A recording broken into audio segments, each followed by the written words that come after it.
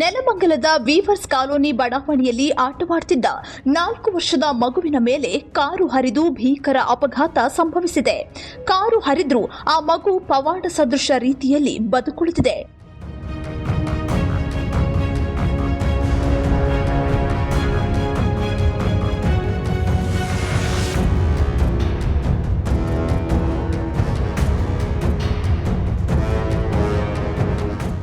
ಶಶಿ ಮತ್ತು ಸಿದ್ದಲಿಂಗಯ್ಯ ದಂಪತಿಯ ಪುತ್ರನಾದ ಈ ಮಗುವಿಗೆ ತಲೆ ಹಾಗೂ ಮುಖದ ಭಾಗದಲ್ಲಿ ಗಂಭೀರ ಗಾಯಗಳಾಗಿದ್ದು ಕೂಡಲೇ ಸ್ಥಳೀಯ ಆಸ್ಪತ್ರೆಯಲ್ಲಿ ಚಿಕಿತ್ಸೆ ನೀಡಲಾಗಿದೆ.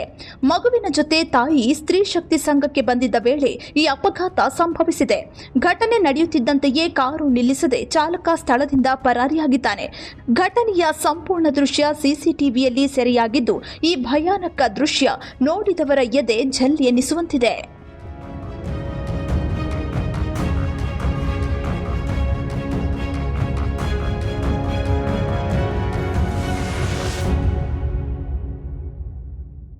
ಸೂರ್ಯಘರ್ ಮುಫ್ತ್ ಬಿಜ್ಲಿ ಯೋಜನೆಯಡಿಯಲ್ಲಿ ಸಾಂಪ್ರದಾಯಿಕ ವಿದ್ಯುತ್ ಮೇಲೆ ಅವಲಂಬನೆಯನ್ನು ಕಡಿಮೆ ಮಾಡಲು ಮನೆಗಳ ಮೇಲ್ಛಾವಣಿಯಲ್ಲಿ ಸೌರ ವ್ಯವಸ್ಥೆಯನ್ನು ಸ್ಥಾಪಿಸಲು ಅವಕಾಶ ನೀಡಲಾಗಿದ್ದು, ಸೌರ ಫಲಕವನ್ನು ಸ್ಥಾಪಿಸಲು ಮನೆ ಮಾಲೀಕರಿಗೆ ಬ್ಯಾಂಕ್ಗಳಿಂದ ಸಾಲ ಸೌಲಭ್ಯದ ಜೊತೆಗೆ ಸಹಾಯಧನವನ್ನು ನೀಡಲಾಗುತ್ತದೆ.